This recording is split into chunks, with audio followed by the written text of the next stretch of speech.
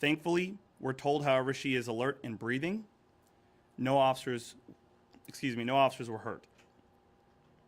As is standard, anytime an officer fires their weapon, there are now 2 investigations taking place.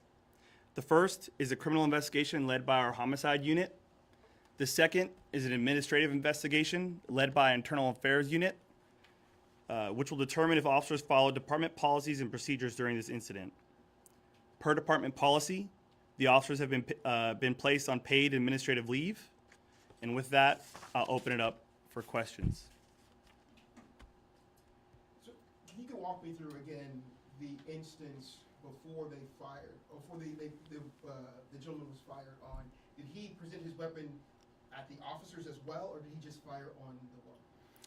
So it's unclear exactly at this time. What I can tell you is that as soon as the officers arrived on scene, the suspect immediately began firing at the woman. If you could tell me more about who called 911. Was it the woman, or was it a bystander? Where did the 911 call come from?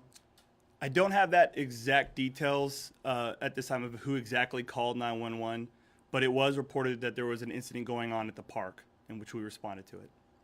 Can you tell these were new officers, experienced officers? It's a mix of officers, I can tell you that, with varying degrees of tenure in the department. How many of them are on leave? I'm sorry, I didn't catch that. There is 3 currently on paid administrative leave, and I believe there may be a 4th as well who did not fire their weapon, but that may be on leave too, but for sure 3. So just to clarify, 3 people did fire, 3 officers did fire? That's correct. Do we know how many times the woman was hit?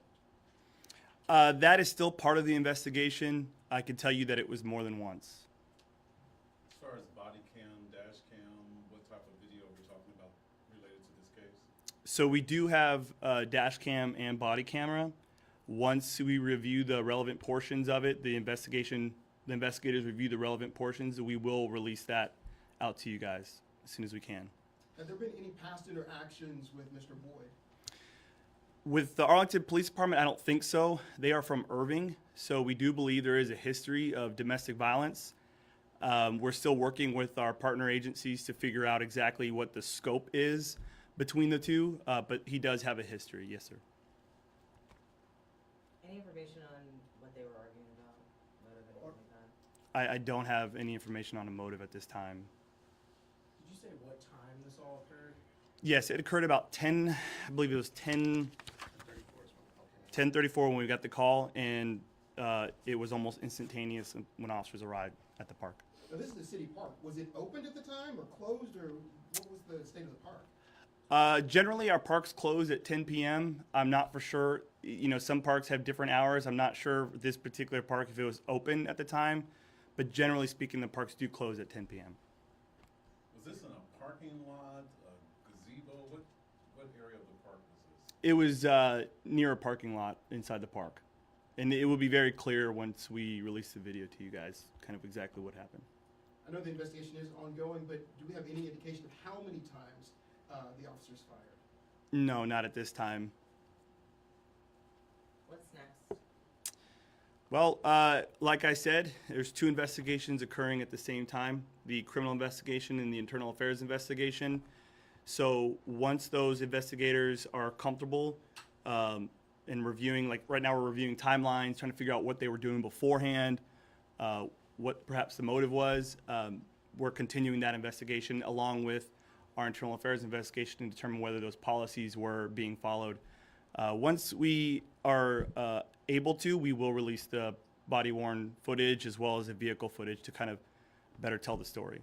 Can you tell us if there were any weapons recovered, any drugs involved, and if the suspect or victim's vehicles were towed in? Is that part of the case?